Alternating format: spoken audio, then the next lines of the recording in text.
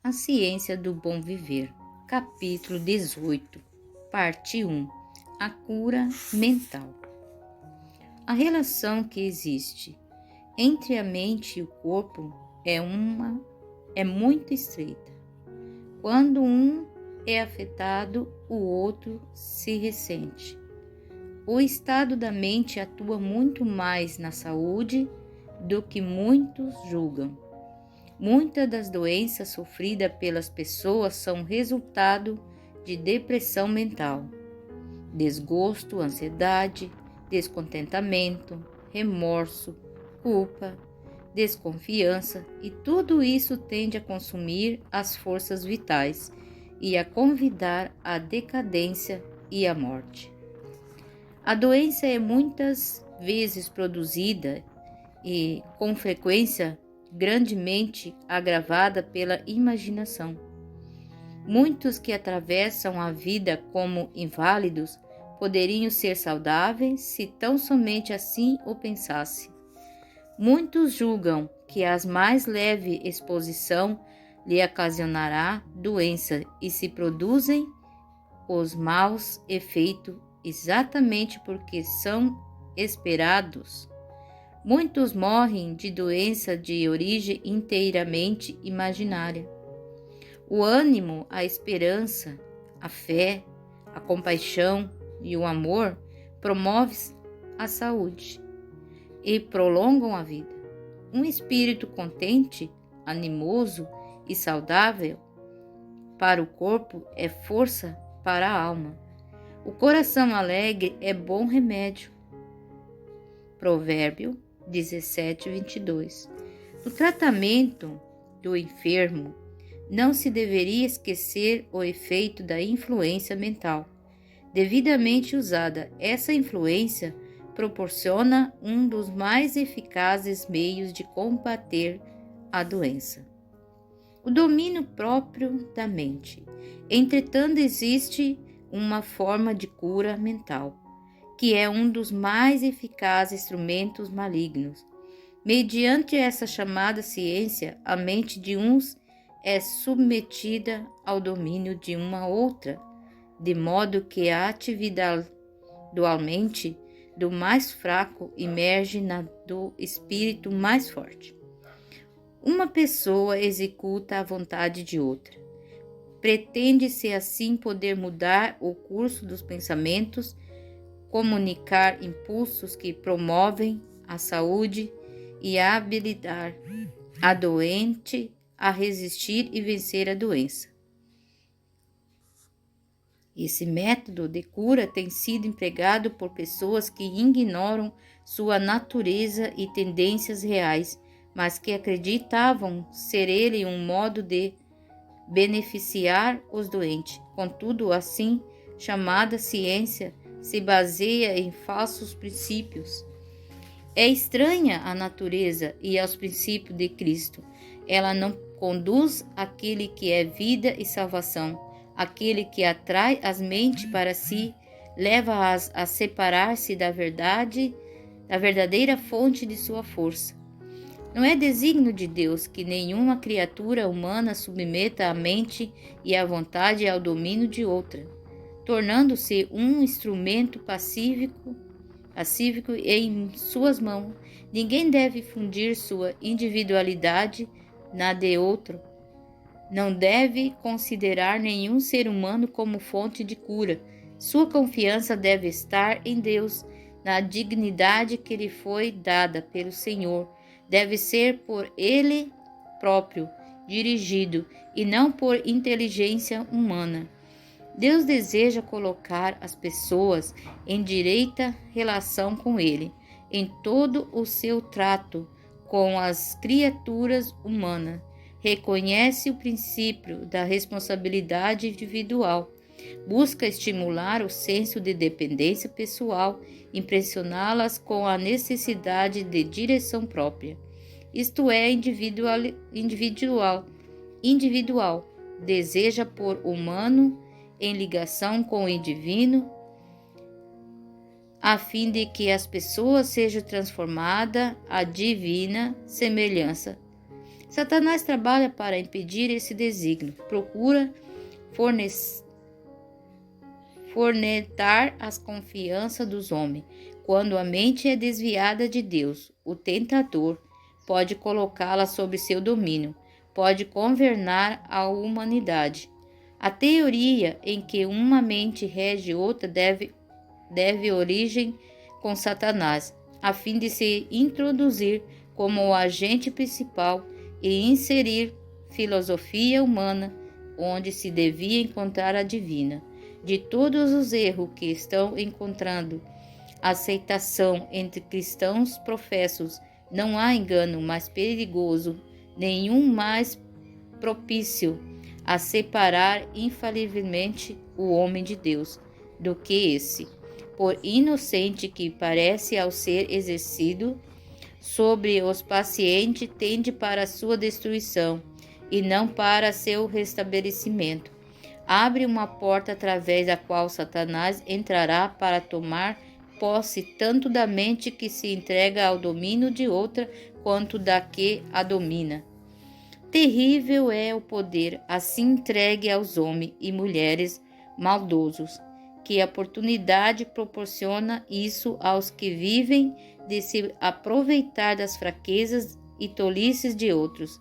Quantos, por meio de poder exercido sobre mentes fraca ou enferma, encontrarão meio de satisfazer cobiçosas paixões ou ganâncias de lucro. Existe algo melhor a fazer do que dominar a humanidade pela humanidade. O médico deve educar o povo a volver ao olhar do humano para o divino.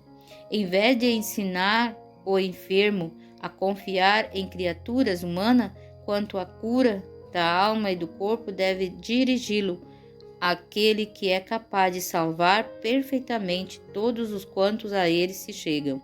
Aquele que fez a mente do homem sabe de que ela necessita, e somente Deus é quem pode curar aqueles que se acham doentes da mente e do corpo.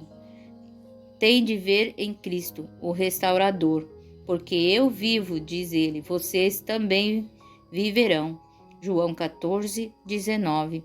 Essa é a vida que nos cabe apresentar aos doentes, dizendo-lhe que se tiverem fé em Cristo como restaurador, se com ele cooperarem, obedecendo às leis da saúde e se esforçando para aperfeiçoar a santidade em seu temor, ele lhe comunicará sua vida. Quando por essa maneira lhe apresentamos a Cristo, estamos transmitindo um poder e uma força de valor, porquanto vem de cima. Essa é a verdadeira ciência da cura do corpo e da alma. Empatia. Grande sabedoria é necessária no trato das doenças, produzida pela mente. Um coração dolorido, enfermo e um espírito desalentado requer um brando tratamento. Muitas vezes, um problema doméstico está como um câncer corroendo até a própria alma, enfraquecendo as forças vitais. Outras ocasiões e o caso do remorso pelo pecado, minando o organismo e desequilibrando a mente. É mediante uma terna empatia que essa classe de doentes pode ser beneficiada. O médico deve conquistar-lhe primeiro a confiança, encaminhando-os depois ao grande restaurador. Se sua fé pode ser dirigida para o verdadeiro médico e são capazes de confiar em que lhe tomou o caso nas mãos, isso trará alívio ao espírito, dando muitas vezes saúde ao corpo. A empatia e o tanto se demonstrarão frequentemente um maior benefício ao enfermo do que o mais hábil tratamento, executando de modo frio, indiferente, quando um médico se aproxima do leito de um doente de forma desatenta e negligente, olhando para o aflito com pouco interesse, dando por palavra ao ato a expressão de que o caso não requer muito cuidado e deixando em seguida o paciente, entrega as suas reflexões e esse médico causou ao doente um grande dano. A dúvida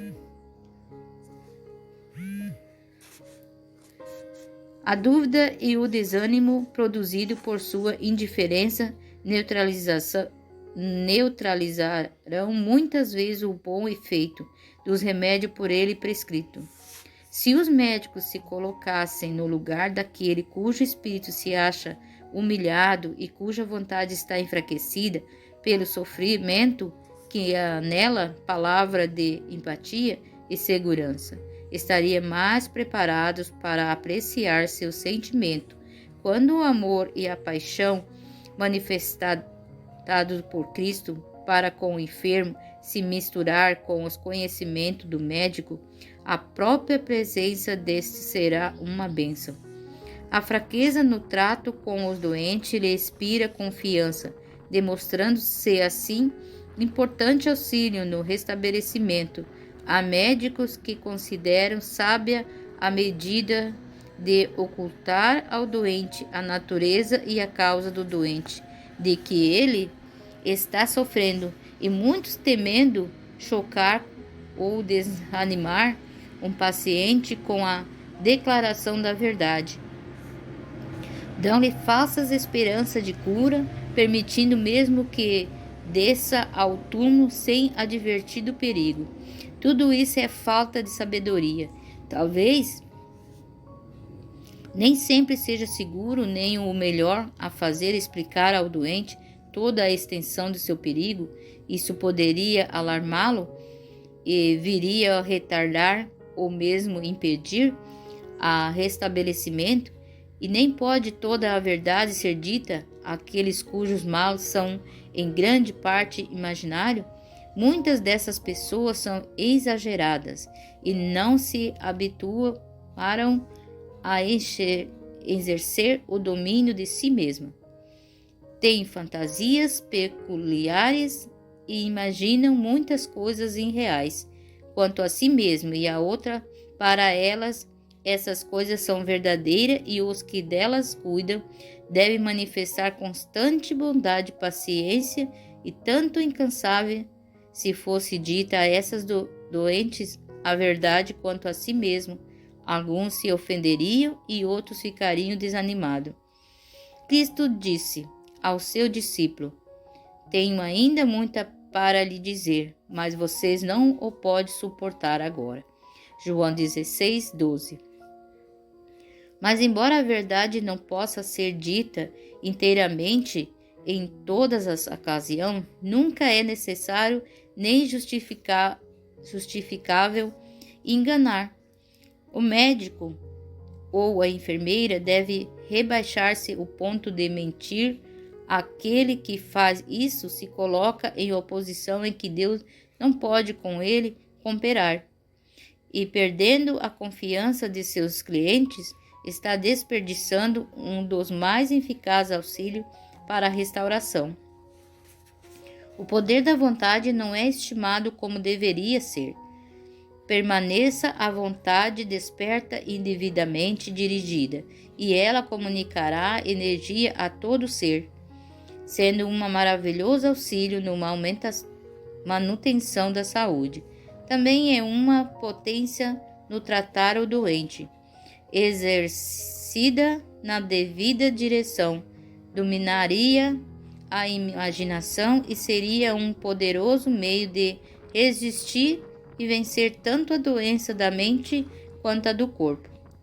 Pelo exercício da força da vontade em colocar-se ao corrente relação para com a existência, o enfermo muito pode fazer para cooperar com os esforços médicos em favor de seu restabelecimento. Há milhares que, se quiserem, poderão recuperar a saúde. O Senhor não quer que esteja doente, deseja que sejam sadios e felizes, e deve dirigir a mente no sentido de ficar bons. Muitas vezes aqueles que têm limitações físicas podem resistir à doença e simplesmente se recusando a entregar-se à enfermidade e a permanecer inativos. erguendo-se acima de suas dores, incômodos, empenham-se em útil ocupação, adequada às suas forças por tal ocupação, e o livre uso do ar e da luz do sol, e muitos enfermos enfraquecidos recuperariam a saúde e as forças. Princípios bíblicos de cura. Para os que desejam reconquistar ou manter a saúde, há uma lição nas palavras da Escritura.